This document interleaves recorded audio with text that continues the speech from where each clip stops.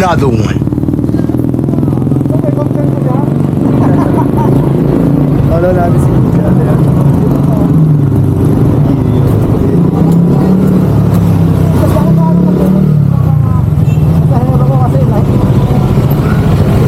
Nila ako kasi yung privacy ba? Kaya karamihan ng mga upload ko, mga permanent na rin. Okay. Yung kaya. Ay, opo.